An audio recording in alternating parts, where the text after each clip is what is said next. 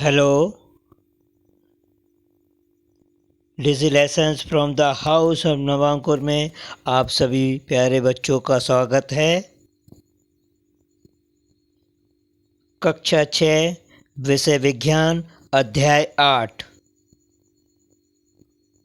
शरीर में गति। बच्चों, ये हमारा पाठ है शरीर में गति। पहले तो हम इस पाठ को अच्छे से समझ लें। शरीर में गति, फिर ये प्रमुख शब्द शरीर में गति और गति। गति, हमारा शरीर गति करता है। अब गति के लिए हमारे शरीर में पैर होते हैं जो कि हमारे शरीर को गति प्रदान करते हैं। हमारे जैसे ही अन्य जानवर जैसे गाय, बैल, कुत्ते, बिल्ली, गधे, शेर, भालू गति करते हैं। ये भी पैरों के द्वारा ही हमारे जैसे गति करते हैं। पक्षी उड़ती है आकाश में तो पंख उसको उड़ने में सहायता करते हैं, और ज़मीन पर चलती है तो उसके पैर उसको चलने में गति प्रदान करते हैं। इसी तरह से केंचुआ या सांप भी अपने शरीर के द्वारा गति करते हुए हमें दिखाई देते हैं। मानव शरीर एवं इनकी गतियाँ। हमारा शरीर यानी मानव शरीर गति करता है। एक साधारण सा अनुभव या एक कल्पना करें। हम अपने हाथ से गेंद को फेंकने का कार्य करें। जब हम हाथ से गेंद को फेंकने का कार्य करते हैं तो हमारा हाथ उस गेंद को फेंकने में हमारी मदद करता है। यहाँ पे ये छात्र या बालक अपने एक हाथ में लकड़ी की पट्टी बांधे है। जैसे मैं आपको बताऊं, ये लकड़ी की पट्टी ये बांधे है, ये लकड़ी की पट्टी ये बांधा है। क्या लकड़ी की पट्टी बांधने के बाद ये छात्र या लड़का हाथ को मोड़ पाएगा? नहीं मोड़ पाएगा, क्योंकि छात्र जहाँ से हाथ मोड़ना चाहेगा वहाँ पे लकड़ी के कारण, क्योंकि लकड़ी कठोर होती है, सख्त होती है, इस कारण से यह बालक हाथ नहीं मोड़ पाएगा। हमारा शरीर बहुत सी जगह से मुड़ता है, झुकता है। जहाँ जहाँ से हमारा शरीर मुड़ता और झुकता है उस स्थान को हम संधि कहते हैं। इन स्थानों में हड्डियाँ या अस्थियाँ नहीं पाई जाती। जहाँ दो हिस्से एक दूसरे से जुड़े हों, इन स्थानों को संधि कहते हैं। कोहनी, कंधा और गर्दन, यहाँ से हमारा शरीर मुड़ता है तो जहाँ पे ये संधि प्राप्त होती है वहाँ से हमारा शरीर मुड़ने का कार्य करता है। ये मैंने गोलक किया, आपको पढ़ने में सुविधा होगी। अब चूँकि हमारा शरीर 2-3 तरह की संधियों को हमारे शरीर में होती है, तो हम इन संधियों की चर्चा करें। सबसे पहले कंदुक खलिका संधि। यह संधि हमारे कंधे से जो हाथ जुड़ा होता है और कूल्हे से जो पैर जुड़ा होता है, इन स्थानों पे कंदुक खलिका संधि प्राप्त होती है। अब कंदुक खलिका संधि हम समझ लें। एक गेंद लेंगे, उसमें छेद करेंगे और एक कागज से हम बेलनाकार आकार का एक बेलन बनाएंगे और उस बेलन को उस गेंद के छेद में लगा देंगे। अब यह गेंद हम एक कटोरी में रखेंगे। अब इसको हम गोल गोल घुमाने का कार्य करेंगे। जैसे हमारा शरीर कंधे से जो हाथ होता है ना, कंधे से जुड़ा होता है और घूमता है, इसी तरह से पैर जो कूल्हे से जुड़ा होता है घूमता है। इसी तरह से कंदुक खलिका संधि के द्वारा इन स्थानों में हमारा शरीर मुड़ना या मुड़ने का कार्य करता है। इन स्थानों पे कंदुक खलिका संधि पाई जाती है, यानी कंधे से जो हाथ जुड़ी होती है और कूल्हे से जो पैर जुड़ी होती है, इन स्थानों पे कंदुक खलिका संधि प्राप्त होती है। अब कंदुक खलिका संधि को और चित्र के अनुसार इस तरह से समझें। ये जैसे कंदुक खलिका संधि है, इस संधि को हम जरा इस चित्र के द्वारा समझें। ये कटोरी, गेंद और कागज का बेलन। अब इसको हड्डियों के द्वारा समझें, जो कि जांघ की हड्डी होती है। यहाँ पे आपको कंदुक खलिका संधि ये दिखाई दे रही है। ये कंदुक खलिका संधि है, ये सोनी अस्थि है और ये जांघ की अस्थियाँ दिखाई देती है, यानी जांघ की अस्थियों में कंदुक खलिका संधि प्राप्त होती है। अब आते हैं धुराग्र संधि। गर्दन और सिर के बीच में जो संधि प्राप्त होती है उसे धुराग्र संधि कहते हैं। सिर को आगे पीछे दाएं बाएं मुड़ यानी घुमा सकती है, ये धुराग्र संधि होती है।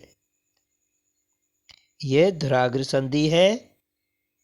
अब धुराग्र संधि का चित्र देखें। ये चित्र देखिए धुराग्र संधि का।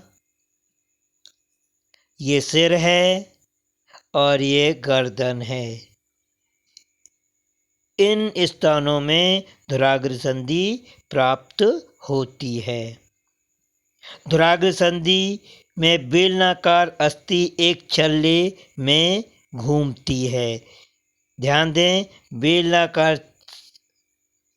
बेलनाकार संधि अस्थि एक छल्ले में घूमती है।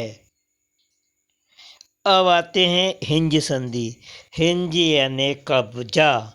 आपके घरों में, आपकी अलमारियों में, आपके घरों में जो दरवाजे होते हैं, खिड़कियां होती हैं और अलमारी जो होती है, इनमें कब्जे लगे होते हैं। दरवाज़ा हो, खिड़की हो या अलमारी के दरवाजे एक निश्चित अवस्था तक खुलते हैं और फिर बंद हो जाते हैं। अब जैसे हिंज संधि या कंदुक खलिका संधि की बात करते हुए मैं समझाऊं तो यह हमारे शरीर में दो स्थानों में पाई जाती हैं। पहला होता है कोहनी और दूसरा होता है घुटना। इन दो स्थानों पे हिंज संधि प्राप्त होती है। अब हिंज संधि को हम इस चित्र के द्वारा या इस प्रयोग के द्वारा समझें। हम दो बेलनाकार टुकड़े लेंगे। एक बेलनाकार टुकड़े को बीच में से काट कर आधा कर देंगे और जो दूसरा बेलनाकार है उसमें एक छेद करेंगे और उस छेद में एक कागज से बना पेंसिल लगा देंगे और इसको हम अब घुमाने का प्रयास करेंगे। जैसे ये घूमता है, ये देखें, ये इन दोनों के बीच में ये घूमता हुआ दिखाई देता है। तो यह आपका हिंज संधि है, यानी एक स्थिति तक खुलता है और फिर बंद हो जाता है, जैसे दरवाजे, खिड़की या अलमारी की जो दरवाजे होते उनमें ये हिंज संधि प्राप्त होती है। अब यहाँ पे हड्डी यानी घुटने की हड्डी को देखें। यह एक कोण बनाता है, यानी इतने कोण तक ये खुलता है और फिर बंद हो जाता है। देखिए ये कोण इतने कोण तक खुला और इतने कोण तक ये फिर बंद हो जाता है। इस तरह की संधि को हम हिंज संधि कहते हैं। यह घुटने और कोहनी में पाई जाती है। अचल संधि, अचल यानी फिक्स, निश्चित। यहाँ पे अस्थियाँ हिलती नहीं हैं। ये सिर में पाई जाती हैं, यानी ऊपरी जबड़े एवं कपाल के मध्य अचल संधि पाई जाती है।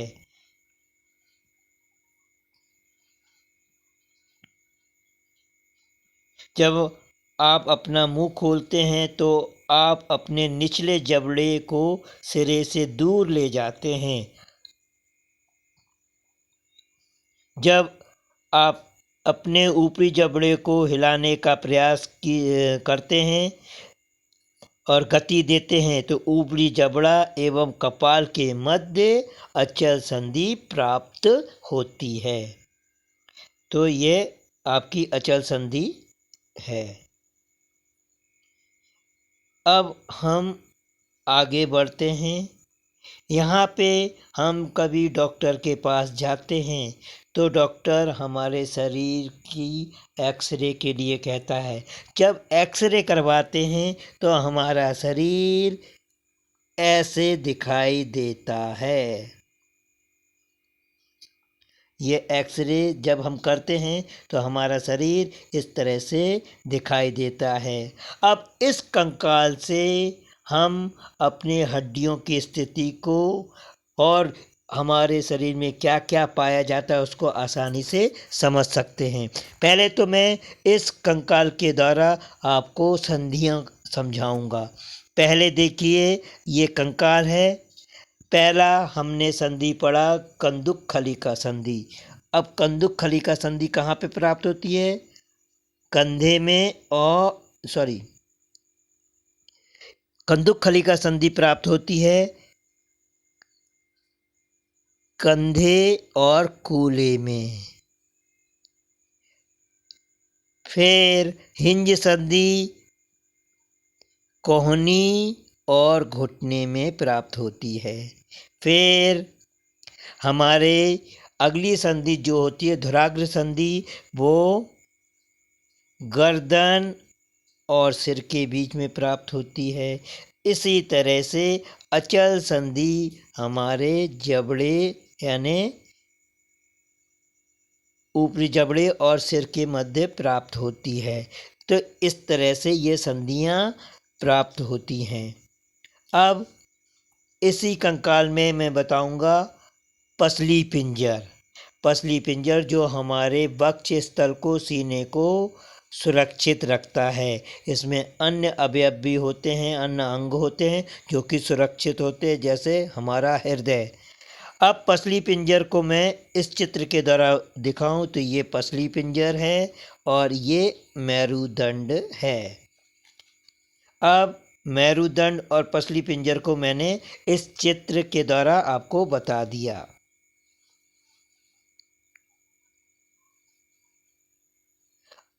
जब हम अपने घुटने का एक्सरे करवाते हैं तो हमारा घुटना कुछ इस तरह से दिखाई देता है। ये देखिए ये घुटने की बनावट हमें दिखाई देती है। अब हम अपने लचीले कलाई की बात करें। हमारा जो कलाई होता है या हाथ होता है वो छोटी छोटी अस्थियों से मिलकर बना होता है या हड्डियों से मिलकर बना होता है। देखिए ये छोटी छोटी अस्थियां हैं जिससे हमारा हाथ या हथेली का निर्माण होता है।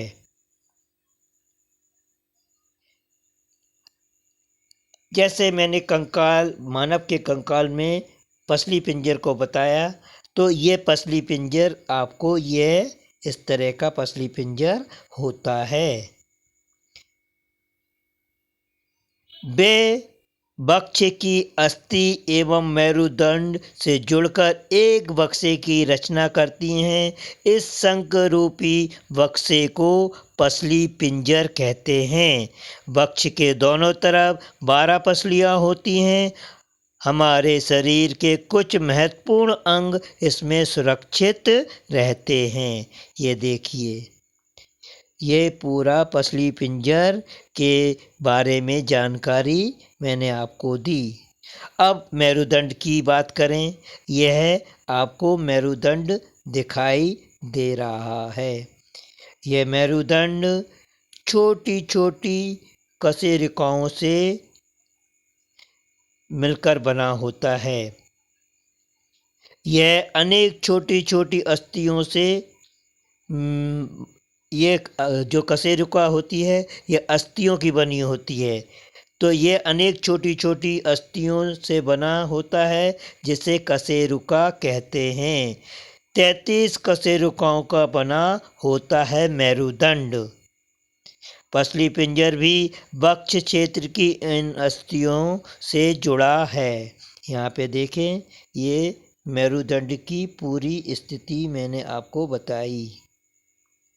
ये मेरुदंड की स्थिति। अब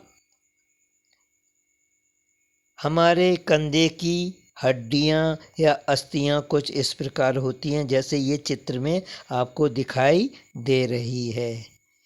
ये हमारे कूल्हे की हड्डियाँ हैं, जहाँ पे कंदुक खलिका संधि प्राप्त होती है।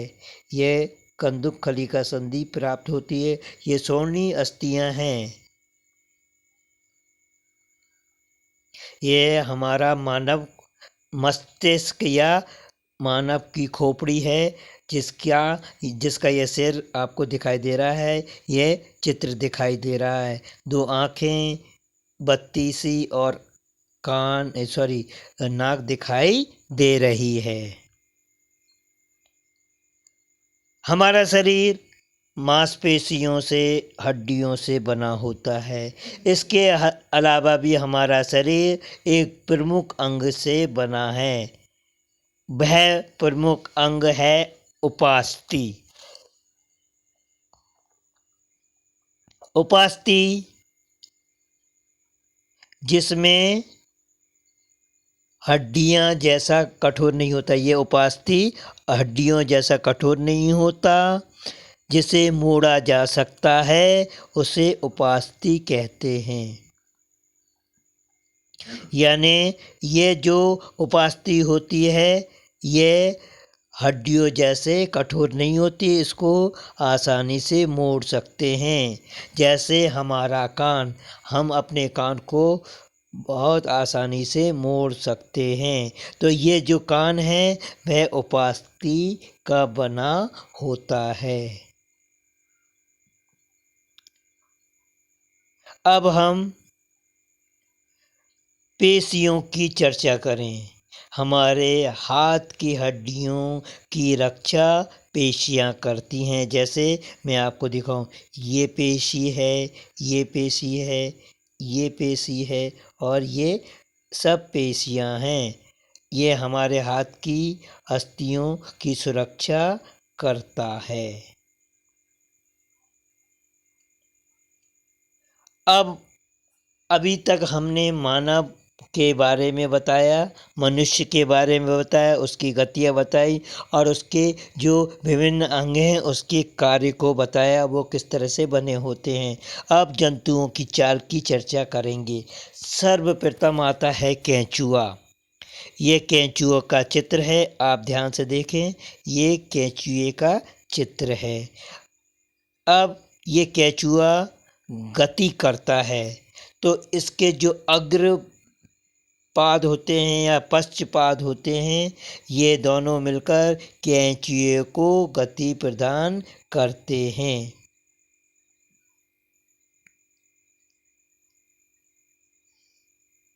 जो अग्रभाग होता है, देखें ये अग्रभाग है और ये पश्च भाग या पश्चपाद या भागी कहेंगे और अग्र भागी कहेंगे।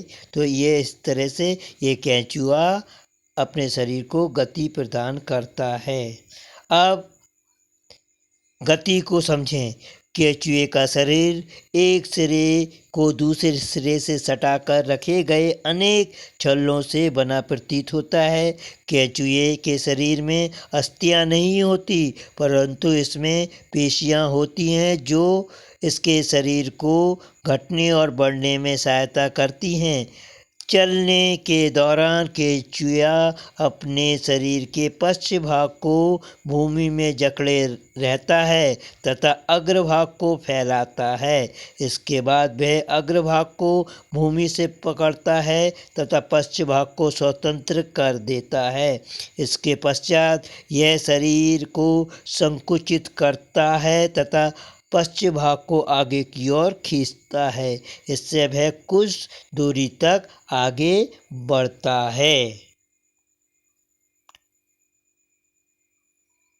ये गोला कर देने से आपको पढ़ने में सुविधा होगी।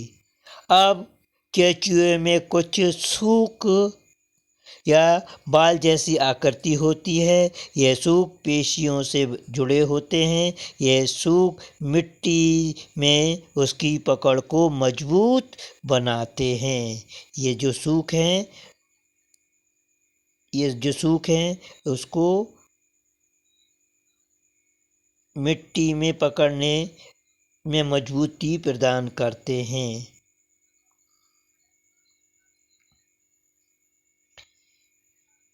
अब आता है घोंगा। घोंगा की विशेषता होती है इसके पीठ पर एक कवच होता है। यह कवच आपका अस्थियों का नहीं बना होता। यह कवच एकल एकक होता है। एकल एकक होता है कवच। यह है घोंगे का चित्र। आप देखें, ये घोंगे का चित्र है।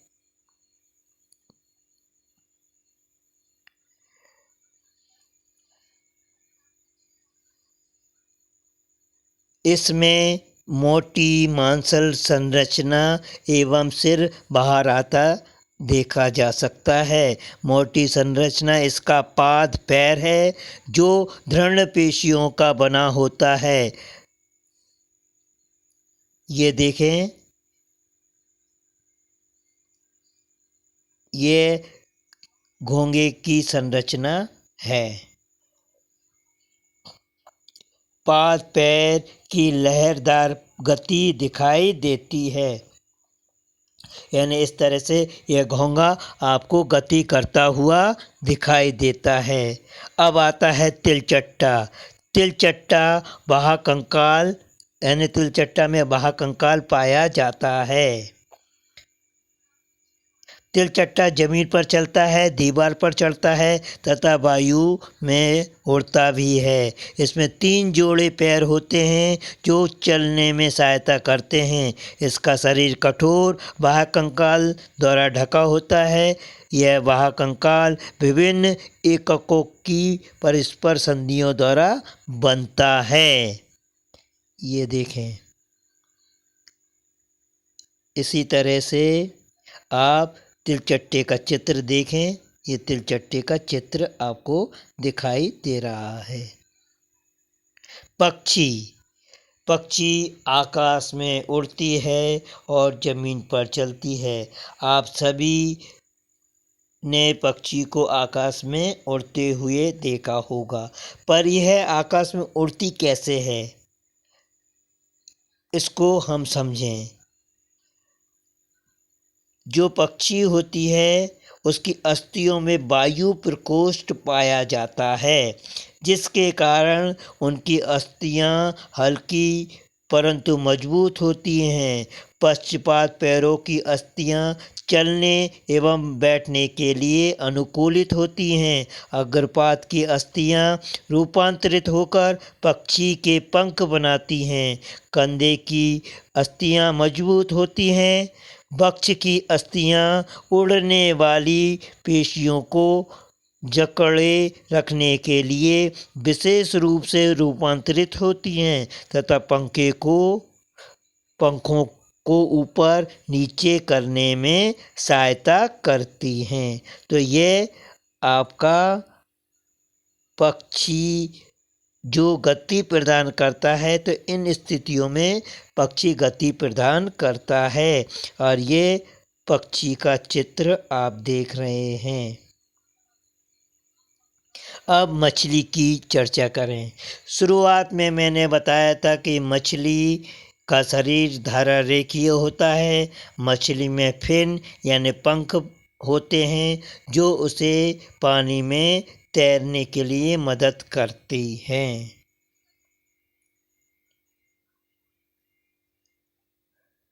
मछली का सिर एवं पूंछ उसके मध्य भाग की अपेक्षा पतला एवं नुकीला होता है। शरीर की ऐसी आकृति धारा रेखीय कहलाती है, जो कि सिर्फ मछलियों में पाई जाती है।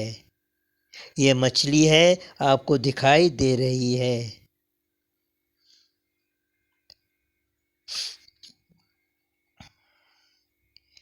मछली शरीर को मोड़ती है तो तीव्रता से उसकी पूंछ दूसरी दिशा में मुड़ जाती है। इससे एक झटका सा लगता है और मछली आगे की ओर चली जाती है। इस प्रकार के क्रमिक ताल से मछली आगे की ओर तैरती रहती है। इस तरह से आपको पानी में मछली तैरती हुई दिखाई देती है। ये मछली का किस तरह से वह गति प्रदान करती है उसकी चर्चा की, और ये तैरती हुई मछली आपको दिखाई दे रही है।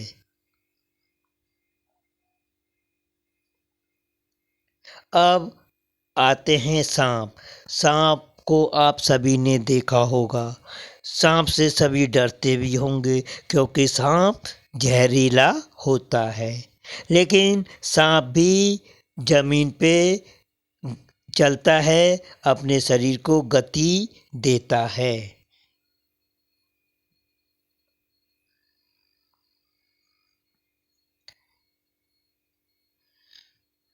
सर्प का मेरुदंड लंबा होता है। शरीर की पेशियां क्षीण एवं असंख्य होती हैं।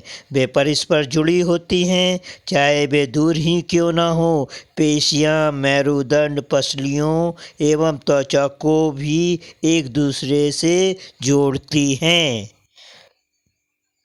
सर्प का शरीर अनेक वलय में मुड़ा होता है। इसी प्रकार सर्प का प्रत्येक वलय उसे आगे की ओर धकेलता है।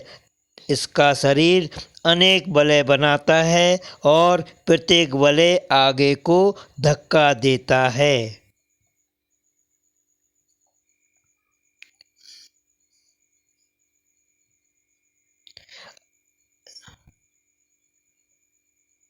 इस तरह से सर्प तेजी से गति करता हुआ आपको दिखाई देता है।